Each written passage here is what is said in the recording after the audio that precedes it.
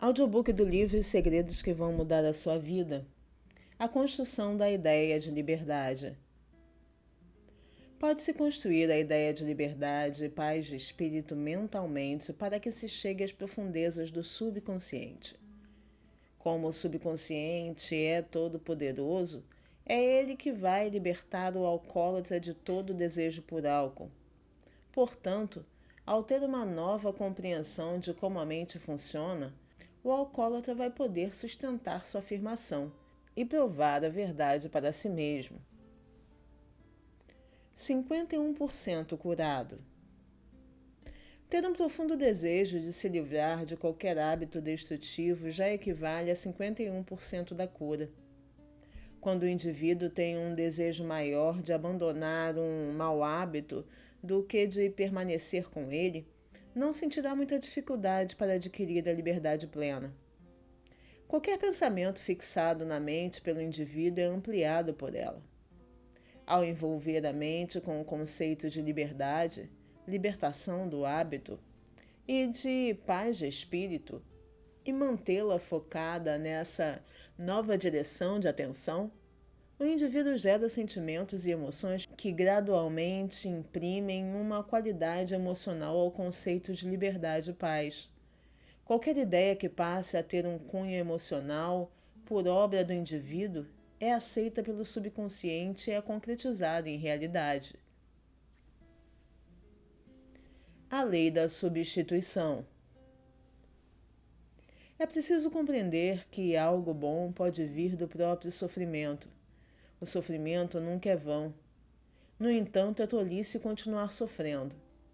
A continuidade do vício em bebida vai trazer a deterioração e a decadência física e mental.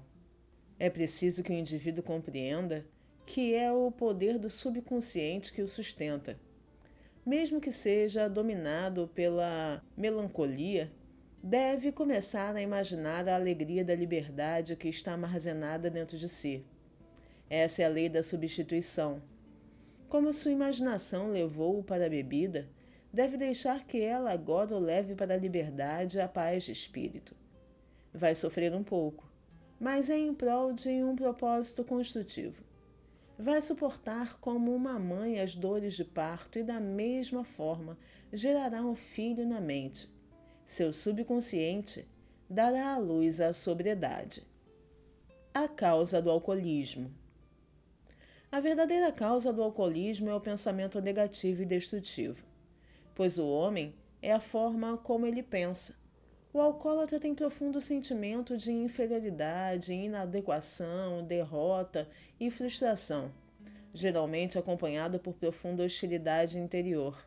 Tem inúmeros álibis para justificar o ato de beber, mas o único verdadeiro está em sua vida de pensamentos. Os 3 passos mágicos. O primeiro passo: acalme-se e relaxe a mente. Entre em um estado de sonolência. Esse estado relaxado, sereno e receptivo é uma preparação para o segundo passo.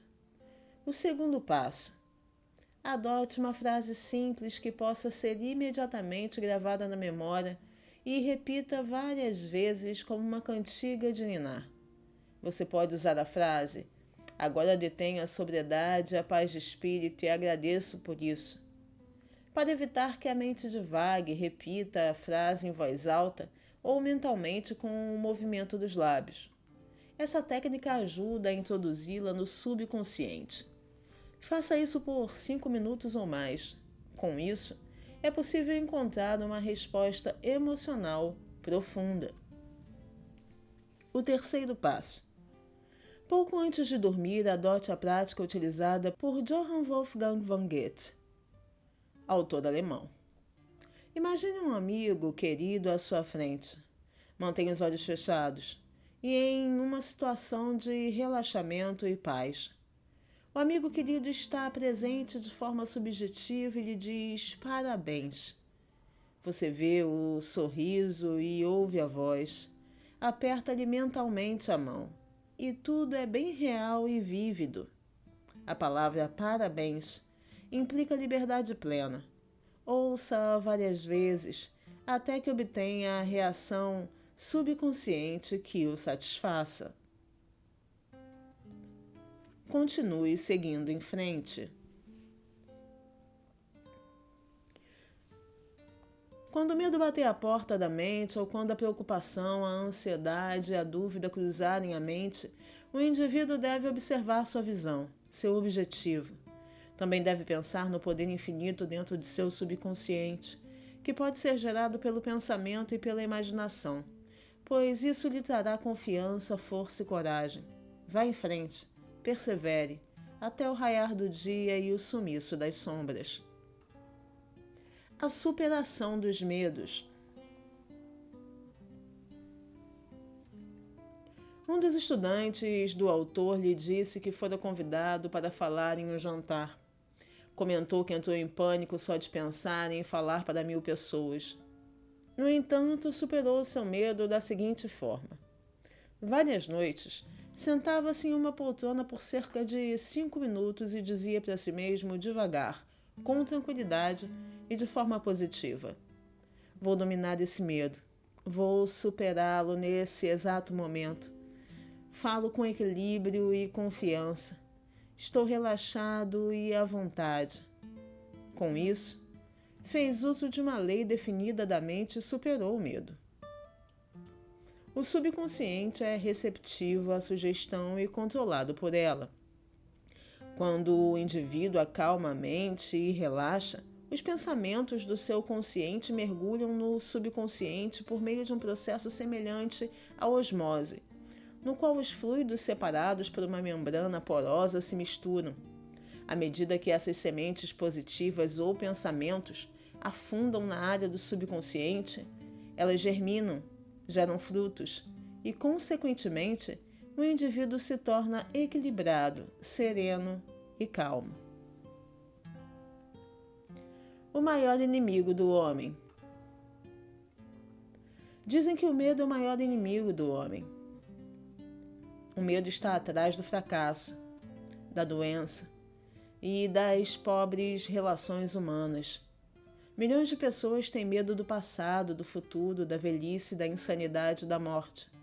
O medo é um pensamento da mente e o indivíduo tem medo de seus próprios pensamentos. Um menino pode ficar paralisado de medo quando lhe dizem que tem um bicho-papão debaixo de sua cama que vai levá-lo embora. Quando o pai acende a luz e mostra que não tem nenhum monstro, ele é libertado do medo. O medo instalado na mente do menino era tão real quanto se, de fato, houvesse um bicho-papão. Ele foi curado de um pensamento falso em sua mente. A coisa que ele temia nunca foi real.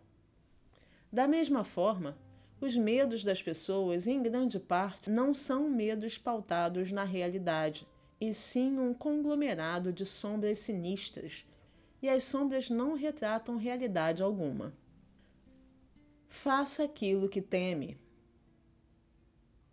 O filósofo e poeta Ralph Waldo Emerson certa vez afirmou: faça aquilo que tem medo de fazer e a morte do medo será certa. Houve um tempo em que o autor desse livro tinha um medo indescritível quando se viu diante de uma plateia. O modo com que superou esse medo foi ficando diante da plateia, fazendo aquilo que tinha medo de fazer. E a morte do medo foi certa.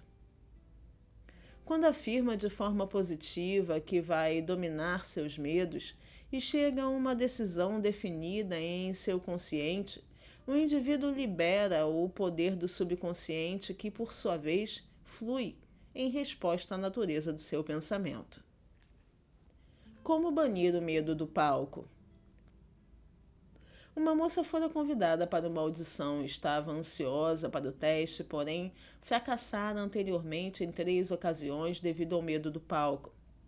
Era dona de uma voz muito boa, mas tinha certeza de que, quando chegasse no momento de cantar, seria acometida pelo medo do palco. O subconsciente toma os medos do indivíduo como um pedido, processa-os para manifestá-los e os torna realidade. Nas 3 audições anteriores, ela desafinou, desequilibrou-se e acabou chorando. A causa, conforme descrito acima, foi uma autossugestão involuntária, isso é, um silencioso pensamento de medo de cunho emocional e subjetivo. A moça superou o medo com a seguinte técnica: ficava isolada em seu quarto 3 vezes ao dia. Sentava-se confortavelmente em uma poltrona com o corpo relaxado e os olhos fechados. Acalmava a mente e o corpo o máximo possível. A inércia favorece a passividade e torna a mente mais receptiva à sugestão. Combatia a sugestão de medo através da conversa que mantinha consigo mesma. Canto maravilhosamente bem. Estou equilibrada, serena, confiante e calma. Repetia essas palavras devagar, com tranquilidade e sentimento de 5 a 10 vezes a cada sessão. Eram 3 dessas sessões durante o dia, além de uma à noite, pouco antes de dormir. Ao final de uma semana, estava completamente equilibrada e confiante, de modo que fez uma audição excepcional. Pratique o procedimento acima e a morte do medo será certa. Medo do fracasso. De vez em quando o autor era procurado por jovens de uma universidade local, assim como por professores, que pareciam sofrer de amnésia sugestiva no momento dos exames. A queixa era sempre a mesma. Sei as respostas depois que o exame termina, mas não consigo me lembrar delas durante a prova. A ideia, que acaba se concretizando em realidade, é aquela para a qual damos invariavelmente uma atenção concentrada. O autor acredita que cada um deles era obcecado com a ideia de fracasso. Era o medo que estava por trás da amnésia temporária, além de ser a causa de todo acontecimento. Um jovem estudante de medicina era o aluno mais brilhante de sua classe, embora se visse como um fracasso para responder a questões simples na hora dos exames, tanto escritos quanto orais. O autor lhe explicou que o motivo era o fato de ficar preocupado e com receio durante vários dias antes da realização dos exames. Esses pensamentos negativos se tornavam carregados de medo. Os pensamentos envoltos pela poderosa emoção do medo são concretizados em realidade no subconsciente. Em outras palavras, esse estudante estava pedindo ao subconsciente para fazer com que fracassasse. E era exatamente isso que o subconsciente fazia. No dia do exame, via-se acometido do que é chamado nos círculos de psicologia de amnésia sugestiva. Como vencer o medo? O estudante aprendeu que o subconsciente é do depósito da memória e que este detinha um registro perfeito de tudo o que ouvira e lera durante a sua formação em medicina. Além disso, aprendeu que o subconsciente era receptivo e recíproco e que o modo de se comunicar com ele era através de um estado descontraído, sereno e confiante.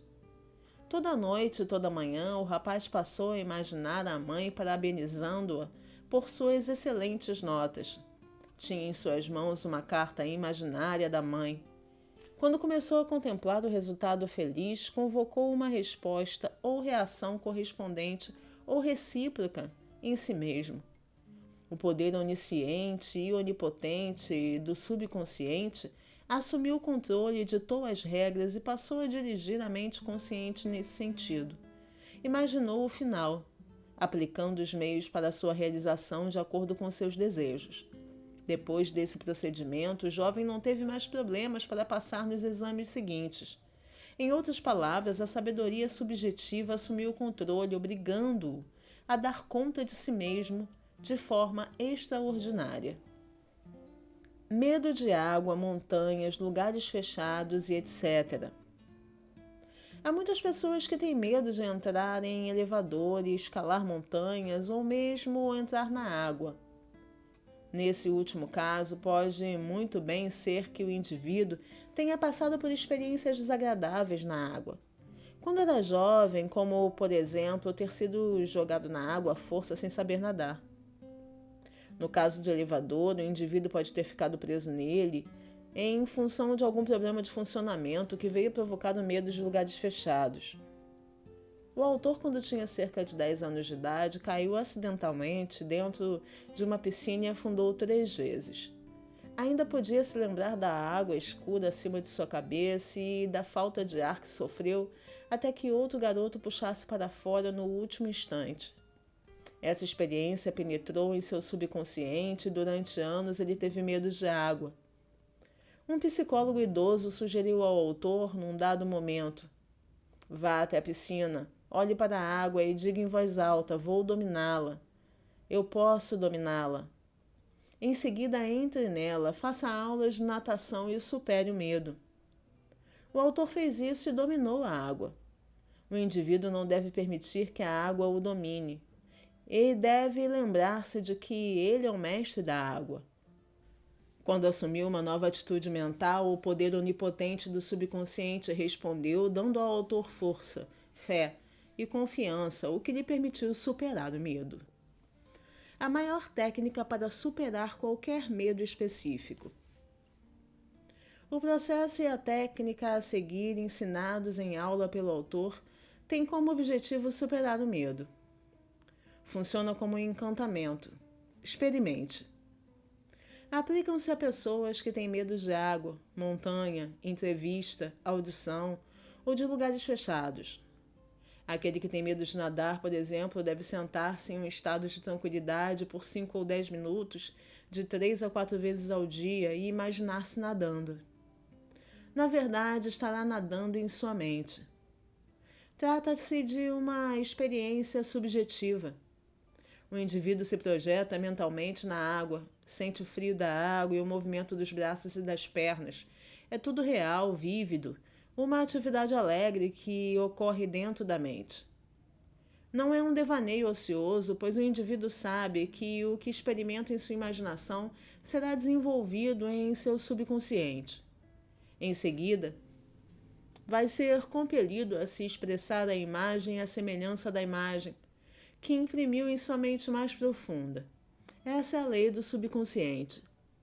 É possível aplicar a mesma técnica para um indivíduo que tem medo de montanhas ou lugares altos. Basta imaginar que está escalando uma montanha, sentir a realidade da ação, apreciar a paisagem, sabendo que, se continuar fazendo isso mentalmente, será capaz de fazê-lo fisicamente, com facilidade e conforto. Ele exaltou o elevador. O autor conhecia um executivo de uma grande empresa que tinha pavor de andar de elevador. Ele preferia subir 5 andares de escada até seu escritório todas as manhãs.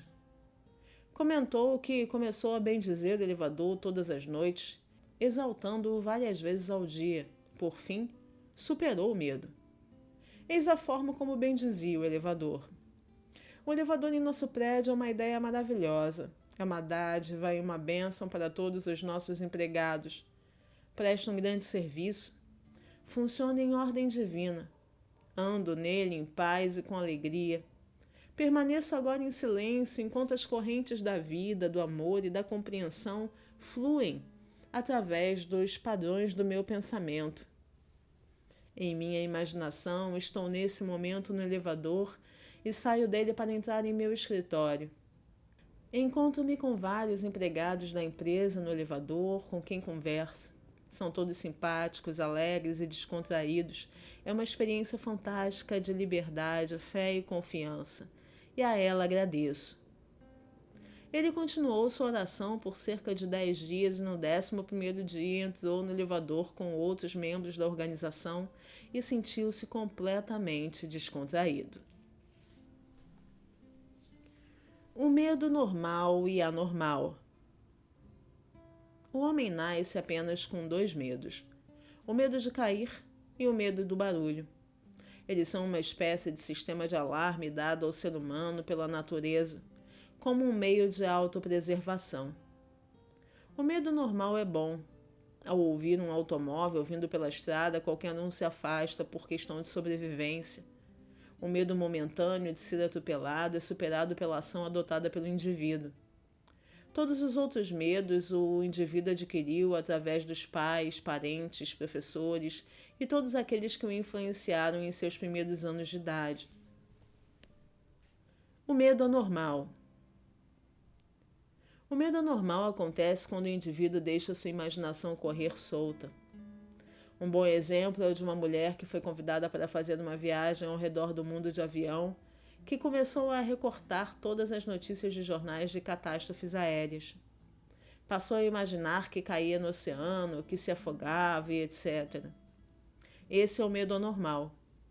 Se tivesse persistido nisso, sem dúvida teria atraído o que mais temia. Outro exemplo de medo anormal é o de um homem de negócios de Nova York, bastante próspero e bem-sucedido. Ele tinha o seu próprio filme mental privado, no qual era diretor. Rodou esse filme mental de fracasso, falência, bolsos vazios e saldo negativo no banco até afundar em profunda depressão. Recusava-se a parar com esse imaginário mórbido e continuava repetindo à esposa que isso não pode durar, vai ter uma recessão, tenho certeza que vamos falir, e etc. Sua esposa contou ao autor desse livro que o homem finalmente foi à falência e que todas as coisas que imaginava e temia tornaram-se realidade. As coisas que temia não existiam, mas ele as transformou em realidade devido ao temor, à crença e à expectativa constante do desastre financeiro. Jó disse: aquilo que eu temia me sobreveio. Há pessoas que têm medo de que algo sinistro aconteça com seus filhos e que alguma catástrofe terrível recaia sobre eles. Quando leem sobre alguma epidemia ou doença rara, vivem com medo de pegá-la. E alguns até imaginam que já a contraíram. Tudo isso é medo anormal. Resposta ao medo anormal. A recomendação é que o indivíduo acometido de medo anormal se desloque mentalmente em direção oposta ao medo. Manter-se no extremo do medo é viver em um estado de estagnação acrescido de deterioração mental e física. E o medo, quando surge, vem acompanhado de um desejo por algo oposto àquilo que é temido. É preciso concentrar a atenção naquilo que é imediatamente desejado, deixar-se absorver e envolver pelo desejo, sabendo que o subjetivo sempre supera o objetivo. Essa atitude trará confiança e elevará o espírito. O poder infinito do subconsciente move-se a favor do indivíduo e não pode falhar. Portanto, a paz e a confiança pertencem ao indivíduo. Examinando os medos. O presidente de uma grande empresa me disse que, quando era vendedor, costumava dar 5 ou 6 voltas no quarteirão antes de visitar um cliente. O gerente de vendas o acompanhou um dia e o aconselhou: não tenha medo do bicho-papão atrás da porta, não existe bicho-papão. É uma lenda. O gerente contou-lhe que sempre enfrentava seus medos de frente e fitava-o nos olhos. Em seguida, esses desvaneciam e se recolhiam à sua insignificância. Aterrissando na selva. Um capelão contou ao autor desse livro sobre suas experiências na Segunda Guerra Mundial. Ele teve de saltar de paraquedas num avião com avarias e aterrissar na selva. Contou que ficou com medo, mas que sabia que existiam 2 tipos de medo, o normal e o anormal, citados nesse capítulo. Decidiu fazer algo em relação ao medo imediatamente e começou a conversar consigo mesmo. John, você não pode se render ao medo. Ele é um desejo de proteção e segurança e um meio de sair daqui. Em seguida, começou a pedir. A inteligência infinita que guia os planetas em seus cursos está agora me orientando e me guiando para fora dessa selva. Continuou repetindo esse pedido em voz alta por cerca de 10 minutos ou mais. Então algo começou a se agitar dentro de mim, fui acometido por um espírito de confiança e comecei a andar. Após alguns dias saí da selva por milagre e fui salvo por um avião de resgate. A mudança de atitude mental o salvou. A confiança e a fé no poder e na sabedoria subjetiva dentro de si foram a solução para o seu problema. Ele comentou: se tivesse começado a lamentar o meu destino e deixado que os temores me dominassem, eu teria sucumbido ao medo do monstro e provavelmente teria morrido de desespero e de fome. Pedindo demissão. O gerente-geral de uma organização confidenciou ao autor desse livro que, por 3 anos, temera perder sua posição na empresa. Imaginava constantemente o fracasso. Aquilo que temia não existia de fato, mas existia como um pensamento mórbido e envolto de ansiedade em sua própria mente. Sua imaginação fértil dramatizava a perda de seu emprego até que, por fim, ele se tornara uma pessoa nervosa e neurótica. Como resultado, foi convidado a pedir demissão. Na verdade, ele próprio se demitiu. Seu subconsciente respondeu e reagiu de acordo com a imaginação negativa constante e as sugestões de medo direcionadas a ele. Isso fez com que o gerente cometesse erros e tomasse decisões tolas, o que consequentemente resultou em seu fracasso como gerente geral. A demissão nunca teria ocorrido caso ele tivesse se deslocado imediatamente para a posição oposta à do medo em sua mente. Conspiração contra ele. Durante uma turnê mundial de palestras, o autor desse livro teve uma conversa de 2 horas com um alto representante do governo. Ele tinha uma profunda sensação de paz e serenidade interna. Comentou que nenhum dos abusos que sofria, fosse por questões políticas nos jornais ou provenientes do partido de oposição, o perturbavam. Sua prática envolve sentar-se e permanecer imóvel por 15 minutos pela manhã, sentindo que no âmago de si mesmo há um oceano profundo e calmo de paz. Ao meditar dessa forma, gera enorme poder que supera todos os tipos de dificuldades e medos. Em algum momento anterior a esse encontro, um colega desse representante do governo havia lhe telefonado à meia-noite e dito que um grupo de pessoas estava conspirando contra ele. Eis que ele disse ao colega: "Vou dormir agora em perfeita paz. Você pode discutir comigo sobre isso amanhã, às 10 horas. E confidenciou ao autor desse livro: "Sei que nenhum pensamento negativo pode se manifestar a não ser que se imprime em uma atitude emocional ao pensamento e que eu o aceite mentalmente. Recuso-me a acolher as sugestões de medo e é por isso que nada de ruim consegue me afetar." Observe como ele estava tranquilo, calmo e sereno. Não ficou agitado, não arrancou os cabelos nem as mãos tremeram. Em seu mais profundo interior encontrou a água fluindo com calma, a paz interior e uma grande tranquilidade. Superando os medos. Essa fórmula é perfeita para banir o medo. Busquei o Senhor e Ele me respondeu. Livrou-me de todos os meus temores. Salmos 34, versículo 4. O Senhor é uma palavra antiga que significa lei, o poder do seu subconsciente. É importante conhecer as maravilhas do subconsciente e entender como ele trabalha e funciona. Além disso, é preciso dominar as técnicas mencionadas nesse capítulo. Coloque-as em prática agora mesmo, ainda hoje. O subconsciente responderá e o libertará de todos os medos. Busquei o Senhor e Ele me respondeu, livrou-me de todos os meus temores. Encerro o capítulo 7 por aqui e aguardo você no próximo vídeo. Obrigada e até lá!